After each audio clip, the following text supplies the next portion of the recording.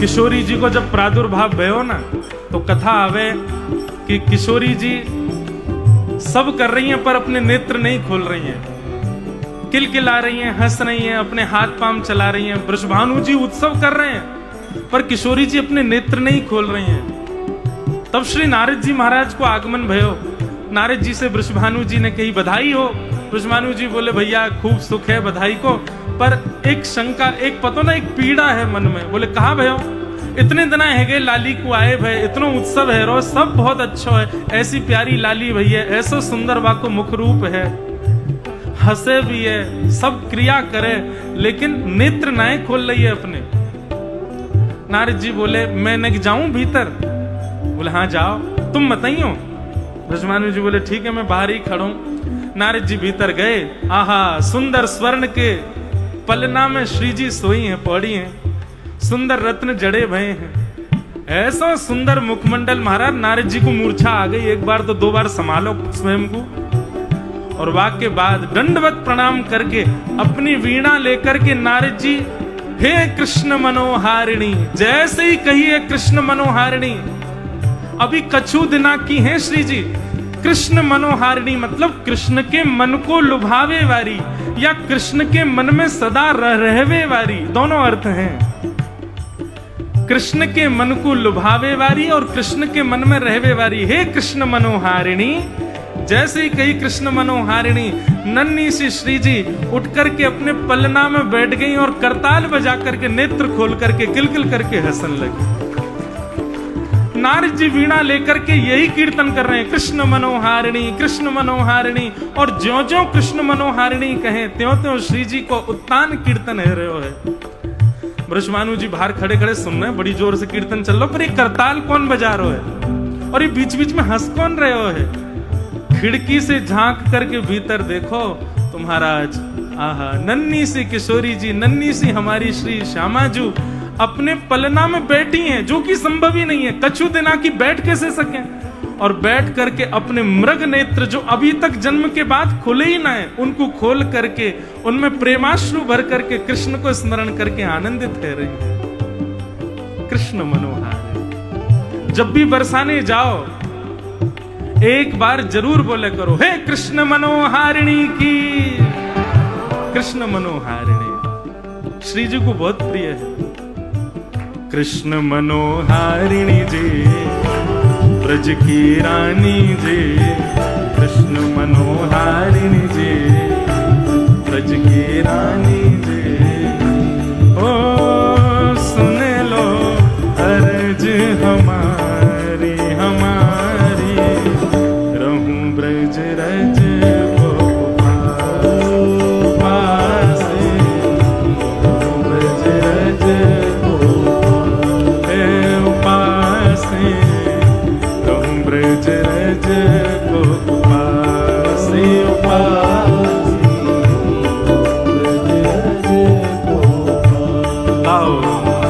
राधिका रानी दे, वृषभानु दुलारी दे, राधिका रानी दे, वृषभानु दुलारी दे।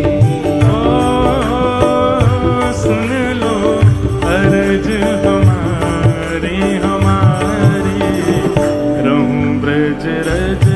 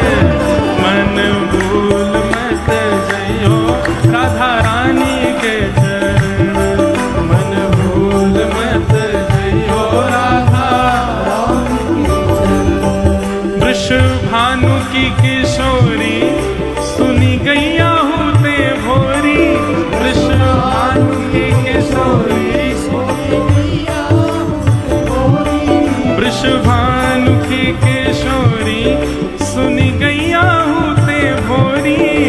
भानु की किशोरी ओ प्रीत जान के हूँ थोड़ी तो है राखेगी शरण। प्रीत जान के हूँ थोड़ी तो है मेरे मन भूल मत जइयो राधा रानी के चरण। मन भूल मत जइयो राधा रानी के चरण। ओ राधा रानी के चरण महारानी के चरण। राधा रानी के चरण महारानी के चरण। श्यामा प्यारी के चरण राधा रानी के चरण। श्यामा मेरे मन भूल मत जइयो राधा रानी के चरण। मन भूल मत जइयो राधा रानी के चरण। मेरे मन भूल मत जइयो श्यामा प्यारी के चरण। भूल मत जइयो श्यामा प्यारी के चरण। मेरे मन भूल मत जइयो राधा रानी के चरण। भूल मत जइयो राधा रानी के चरण। मेरे मन भूल मत जइयो श्यामा प्यारी के चरण। जय जय श्री राधे।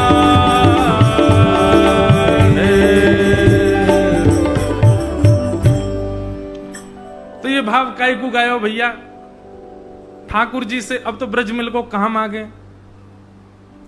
अरे ब्रज मिल को तो आगे भी ब्रज ही मांग लो। जन्म जन्म दीजो याही ब्रज बसे हो। कोई अपराध कभी बन जाता हो ना, वही समय कान पकड़ ले करो, श्री जी हमसे अपराध बनो। अपराध करने वाले को पता होता है कि मैंने अपराध किया है। अपराध करते ही कान पकड़ लो, कोई के आगे नहीं, श्री जी के आगे पकड़ो और यूं कहीं कोई दंड दे दो, लेकिन ब्रज दोबारा ना मिले ये दंड मत दियो। हमें सब दंड स्वीकार है, पर ब्रज से दूर जाएं ये हमें स्वीकार नहीं। तो श्री उद्धव जी महाराज आप विराजते हैं कहां? कुसुम सरोवर। बाद में भरतपुर के राजा ने ये सुंदर बनवा दिया, जो आज आप लोग देखते हैं, सुंदर कुटी बनी है आदि आदि। पर पहले सघन वन ही था और ये सरोवर था। ये आज का नहीं है, प्राचीन काल। तब सब कृष्ण पटरानियां, 16,108 रानियां, 16,100 रानियां और वज्रनाभ और परीक्षित जी महाराज, आप सब यहां आए कुसुम सरोवर में। और कुसुम सरोवर में आकर के लता गुल्म पत्रों के बीच बैठकर के ठाकुर जी का मधुर संकीर्तन किया। और उस संकीर्तन को सुनकर के श्री उद्धव जी महाराज प्रकट हो गए। बोलो श्री उद्धव जी महाराज की जय। हमने ऐसा रसिक जनों से सुना है, धर्म सम्राट स्वामी श्री करपात्री जी महाराज वे जब भी वृंदावन आते थे, कहीं जाएं चाहे नहीं जाएं, गोवर्धन आते थे और गोवर्धन में भी कुसुम सरोवर जाते और कुसुम सरोवर में जाकर के वृक्ष वल्लरी लता गुल्म पत्रों को हृदय से लगाते और मन में क्या भाव रखते बताओ? परम ज्ञानी उद्धव यहां वृक्ष बन गया। कैसा प्रेम है ब्रजमंडल का। बृहस्पति का शिष्य है उद्धव, साधारण बात नहीं है। वृष्णि नाम प्रवरो मंत्री कृष्णस्य दैत सखा। भगवान जब अपनी विभूतियों का वर्णन करते हैं उसमें कहते हैं कि उद्धव कोई और नहीं है, ये मेरा ही स्वरूप है, मैं ही हूं उद्धव के रूप में। वृष्णि नाम प्रवरो मंत्री कृष्णस्य दैत सखा शिष्यो बृहस्पतेर साक्षात उद्धवो बुद्धि सत्तम। उद्धव कोई सामान्य व्यक्ति नहीं है। उद्धव के कारण देवताएं भी थर थर कांपते हैं। बृहस्पति का सबसे श्रेष्ठ शिष्य है उद्धव। परंतु एक बात कहें, भगवान के दो मित्रों की ज्यादा चर्चा होती है, एक तो अर्जुन और दूसरे उद्धव। पर यदि यह पूछा जाए कि ठाकुर जी को ज्यादा कौन प्रिय है, तो बाहर के लोग तो अर्जुन का ही नाम जानते हैं। परम ब्रजवासीन से पूछो, ठाकुर जी को अति प्रिय तो श्री उद्धव है। क्यों? क्योंकि अर्जुन जो है वो ठाकुर जी का विद्यार्थी है, भगवान ने उसको पढ़ाया है। पर उद्धव जो हमारा है वो तो हमारी किशोरी जी का विद्यार्थी है। उद्धव गोपी संवाद जो भागवत जी में आता है, उसमें उद्धव को ज्ञान उपदेश कौन कर रहा है? कोई गोपी थोड़ी कर रही है, हमारी साक्षात ठाकुरानी श्री राधा रानी कर रही हैं। किशोरी जी का विद्यार्थी है उद्धव, इसीलिए ठाकुर जी को बहुत प्रिय है। और ये जो पूरी उद्धव गोपी संवाद है, इसमें बहुत बहुत वर्षों से कथाओं में उद्धव गोपी संवाद नहीं कहता, क्योंकि विरह का भाव है। और हमारे श्री हरिराम व्यास जी, वे भी विरह नहीं बोलते थे। उनका एक पद है, उसमें वो कहते हैं, भगत को का विरह सो काम, हमको विरह करना ही ना है। वो विरह की बातें भी कहीं होती तो भाग जाते थे वहां से। कोई ज्यादा ही विरह, ऊंची टेर में विरह के पद गाता था तो हरिराम व्यास जी धूल उठा के फेंक देते उसकी ओर। बोले काय को गा रो है? बोले अरे विरह रो है, हमें ठाकुर जी की याद है। तो याद आ रही है तो अपने घर जाके रो। वृंदावन आ गए हो, वृंदावन आवे को मतलब है ठाकुर जी मिल गए, अब काय को विरह। सबके अपने अपने भाव हैं। हरिराम व्यास जी का ये भाव रहता था, ठाकुर जी के आगे विरह मत करो जात, इसलिए विरह के भाव गाए ही नहीं। हरिराम व्यास जी का एक भी विरह का पद नहीं है। तो श्री हरिराम व्यास जी का ये भाव था, उनको विरह नहीं होता। विरह होता तो था पर उसको प्रकट नहीं करते थे। प्रसन्न के पद ही गाते थे, आनंद के पद ही गाते थे श्री हरिराम व्यास जी। तो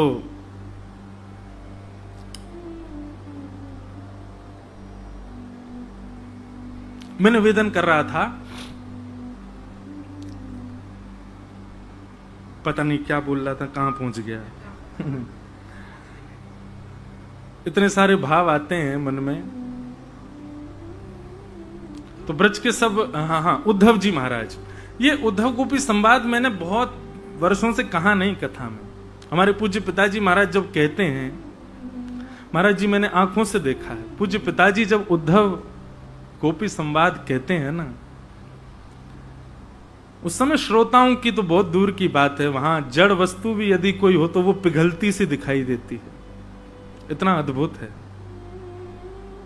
जिसका हृदय जड़ बन चुका है, जिसको कृष्ण से प्रीति ही नहीं हो पा रही है, ऐसे व्यक्ति को उद्धव कृष्ण संवाद सुनना चाहिए। उद्धव गोपी संवाद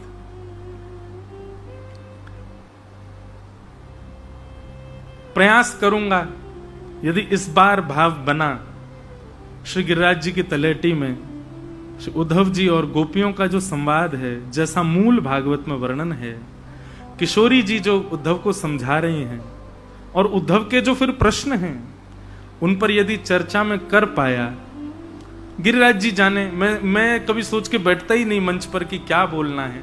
ठाकुर जी जो बुलवा दें, यदि भाव रहा तो इस बार इस कथा में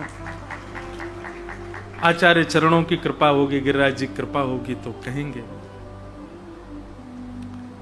तो भगवान ने मथुरा ब्रज से द्वारिका जाने का मन ही तब बनाया जब उद्धव वृंदावन से वापस आ गया। जो ब्रज को एक क्षण के लिए भी नहीं छोड़ सकते, ऐसे ठाकुर जी द्वारिका में कैसे बस गए जाकर के? क्योंकि ठाकुर जी ने उद्धव को वृंदावन भेज करके वृंदावन और संपूर्ण ब्रजमंडल को उद्धव में समाहित कर लिया। और ठाकुर जी ने उद्धव का हाथ पकड़ा और ठाकुर जी के मन में भाव आया, अब चलता फिरता ब्रज मेरे साथ है, अब मैं कहीं भी जा सकता हूं।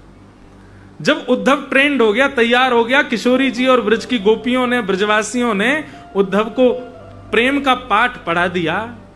हमारे यहां ब्रजमंडल में उल्टा को उल्टा, जैसे कोई वस्तु उल्टी हो, अभी किताब उल्टी रख दो, ऐसे ब्रज में नहीं बोलते। ब्रज में बोलेंगे या औंधो धर दे, या औंधो कर दे, या औंधो धर दे, ऐसे बोलेंगे। औंधो, औंधो, ऊधो, यही है ब्रज की भाषा। नाम तो है उनका उद्धव, लेकिन जब ब्रजवासियों ने सुनी, कहा नाम भैया तेरा? बोले उद्धव। तो मधुमंगल सिंह नाम बोले उद्धव ना, ऊधो है, दारी को उल्टो ही है। ब्रजवासी समझ गए, बोले ऊधो है, ठाकुर जी ने भेजो, कन्हैया ने भेजो, सूधो करके भेजो यार। जहां में ज्ञान ही ज्ञान भर रहा है, जाए प्रेम को अधिकारी बनाए करके भेजो। तो हमारे ब्रज में कह में ऊधो सूधो है चलो सुन गोपिन के बोल, ज्ञान बजाई डुमडुमी प्रेम बजायो ढोल। तो जैसे ही उद्धव ने अपना नाम बताया ब्रजवासी समझ गए, बोले ऊधो, ओहो लाला ने ऊधो भेजो या सूधो करके भेजनो है। और ब्रजवासी ठाकुर जी से उद्धव जी कह के गए शाम तक आ जाऊंगा, शाम तक। भगवान बोले कब आवेगा? बोले शाम को आ जाऊंगा। ठीक है उद्धव। ठाकुर जी गले लगे, रोने लगे, अरे आप रो क्यों रहे ठाकुर जी, मैं अभी आ जाऊंगा ना शाम तक। भगवान बोले ठीक है जा, सुन ये मेरो मोर पंख लगा के जाइयो, एले कारी कमरी ओढ़ के जा। उद्धव बोलो जी सब कहा है? बोले या के बिना जावेगा तो ब्रजवासी तेरी बात नहीं सुनेंगे, जा। उद्धव शाम तक का वचन देकर के गए, 6 महीना बाद लौट करके आए। और जैसे ही उद्धव आया, उद्धव की स्थिति देखते ही ठाकुर जी समझ गए कि अब चलता फिरता ब्रज मेरे सामने बैठा है, चलता फिरता वृंदावन मेरे सामने है। क्यों? देहाभिमान शून्य हो गए उद्धव जी। 6 महीना हो गए नहाए ही नहीं है, 6 महीना से केश काढ़े ही नहीं है। तन की स्थिति, नेत्रों की स्थिति, अंग की स्थिति ऐसी हो गई है कि कुछ भाव ही नहीं पड़ रहा है। यही तो ब्रज प्राप्त होने का असली अर्थ है। भ्रातः तिष्ठ टले टले विटपिनाम ग्रामेषु भिक्षामटः स्वच्छंदम पिबयामुनम जलमलम चीराणि कंथाम कुरु सम्मानम कलयाति घोर गरलम नीचप्पमानम क्षुधा श्री राधा मुरली रवो ब्रज सखे वृंदावनम मात्यज। वृंदावन प्राप्त करने वाले को लक्षण ये है जाए कि भैया वो फिर संसार में जैसो रहे ना व्यक्ति वैसो रह ना पावे को। आप हमारे हरिदासी वैष्णवन को देखो, गुदड़ी पहनेंगे, ब्रजरज ही लगामेंगे। ये ब्रज प्राप्त करवे को लक्षण है कि आप फिर संसार के सामान्य व्यक्ति की तरह नहीं अपना निर्वहन कर पाओगे। और वही स्थिति उद्धव की हो गई। और जब उद्धव ऐसे हुए तब ठाकुर जी आगे की लीला में प्रवेश करते। हाँ, अब द्वारिका चले जाएंगे। क्यों? क्योंकि ब्रज मेरे साथ है उद्धव के रूप में। तो वही उद्धव जी महाराज यहां लता गुल्म पत्रों में श्री कुसुम सरोवर में विराजमान। जब 16,100 राजकुमारियां और वज्रनाभ ने आकर के कीर्तन किया, परीक्षित जी ने कीर्तन किया, श्री उद्धव जी महाराज प्रकट हो गए। और प्रकट होकर के कुछ कहना नहीं पड़ा उनको कि आप कथा सुना दो, नहीं, उनकी स्थिति देख करके वे समझ गए कि ये निश्चित ही सत्संग श्रवण के लिए आए हैं। भागवत जी में वर्णन आता है कि जैसे उद्धव जी महाराज व्यासपीठ पर जाकर के बैठे तो सबसे ज्यादा व्याकुल स्थिति किसकी थी? परीक्षित की। परीक्षित की सबसे ज्यादा वेदना हो रही थी। क्यों? उसको बार बार ऐसा लग रहा था अब मैं उनको सुनूंगा जिन्होंने मेरे प्राणों की रक्षा मेरे मां के गर्भ में जाके की। उत्तरा के गर्भ में जाके भगवान ने बचाया परीक्षित को। अब मैं उनकी लीला सुनूंगा, उनकी कथा सुनूंगा जिन्होंने मेरे मातृगर्भ में रक्षा की। उद्धव जी महाराज ने जब परीक्षित को देखा और उसको विरह आतुर देखा, इशारा करके बुलाया मंच पर, इधर आओ। उद्धव जी महाराज मंच पर पहुंचे, प्रणाम किया। बोले हम एक आज्ञा करें, मानोगे? आप आज्ञा सुनकर के आश्चर्यचकित हो जाओगे। उद्धव जी आज्ञा करते हैं, परीक्षित अभी इसी वक्त इस पंडाल को छोड़ करके तुम चले जाओ और इंद्रप्रस्थ में जाकर के अपना राज शासन संभालो। एक तो वैसे ही इतना विरह आतुर, इतना व्याकुल, इतना बेचैन, और उसको उद्धव जी आकर के कह रहे हैं कि तुम जाकर के अपना राजपाट संभालो। परीक्षित रोने लगे, बोले मेरे प्राण निकल जाएंगे, भगवान आप क्या आज्ञा कर रहे हैं मुझे? मैं कथा से वंचित क्यों? मैंने कोई अपराध किया? मुझसे कोई अपराध हो? आप मुझे क्यों दूर भेज रहे हैं? तब श्री उद्धव जी महाराज कहते हैं, परीक्षित कलयुग आ रहा है और कलयुग को यदि नहीं रोका गया तो ये एक कथा में तो तुम रहोगे, लेकिन जीवन में फिर कभी कथाएं कोई और नहीं सुन पाएगा, क्योंकि कलयुग को बांधना बहुत जरूरी है, कलयुग को रोकना बहुत जरूरी है। इसलिए इन सबको कथा सुनाई दे सके और कालांतर में भी कथाएं हो सके, हरि चर्चा हो सके, सत्संग हो सके, उसके लिए तुमको एक कथा का त्याग करना पड़ेगा। अभी इसी वक्त यहां से जाओ और कलयुग को रोक करके उसको बांधो। परीक्षित जी बोले, और मुझे कथा कब मिलेगी? मैं तो त्याग कर दूंगा इतने लोगों के लिए, मैं तो बांध दूंगा कलयुग को, लेकिन मुझे कथा का रस कब मिलेगा? तब उद्धव जी महाराज कहते हैं कि इन सब को कथा सुनाने के लिए तो कृष्ण का सखा आया है, पर तुमको कथा सुनाने के लिए तो स्वयं कृष्ण ही सुखदेव जी का रूप धारण करके आएंगे और तुमको कथा सुनाएंगे।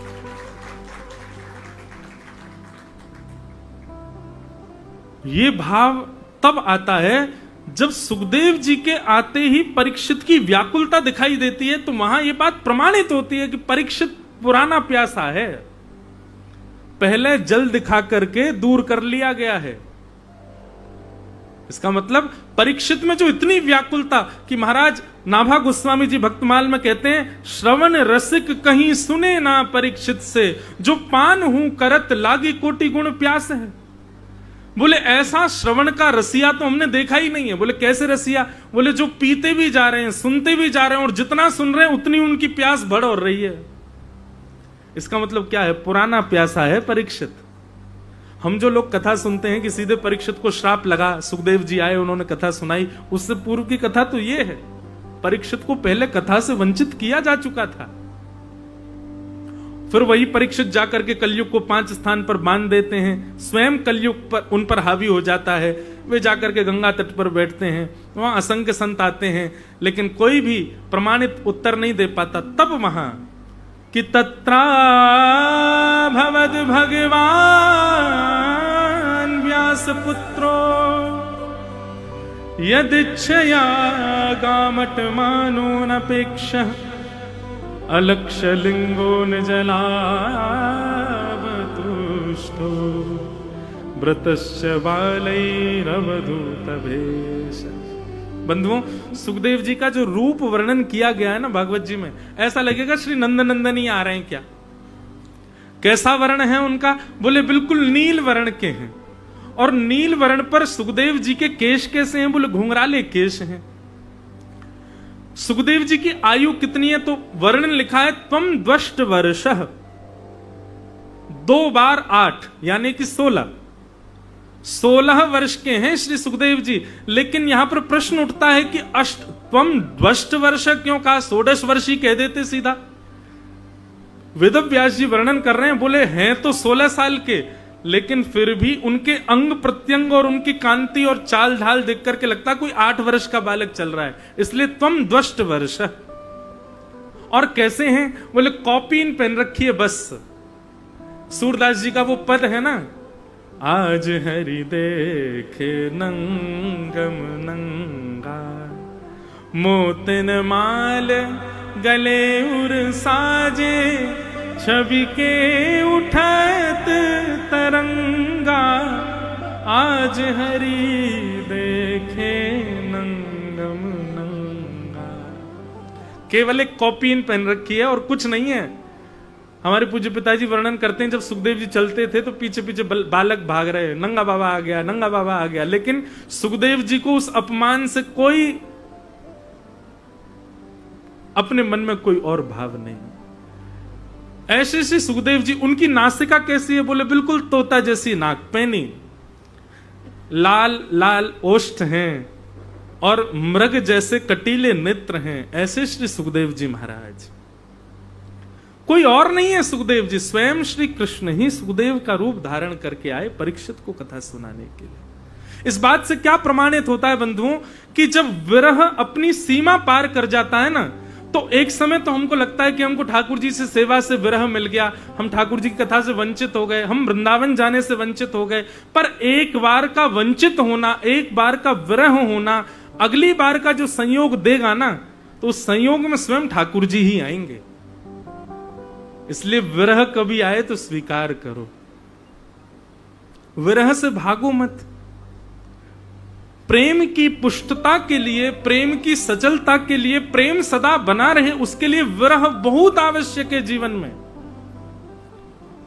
जिसने विरह नहीं सहा वो ठाकुर जी का प्रेमी भक्त नहीं बन सकता। वो भक्त बन जाएगा, श्रद्धालु भक्त बन जाएगा, नियम का पालन करने वाला भक्त बन जाएगा, लेकिन प्रेमी भक्त ठाकुर जी का बनना वही बन सकता है जिसने जो कभी विरह में रहा हो, जिसको वृंदावन का, रजरानी का, ठाकुर जी का, राधा रमण जी का, गोवर्धन नाथ जी का, ब्रजवासियों का विरह होता है। बहुत भाग्यशाली है वो।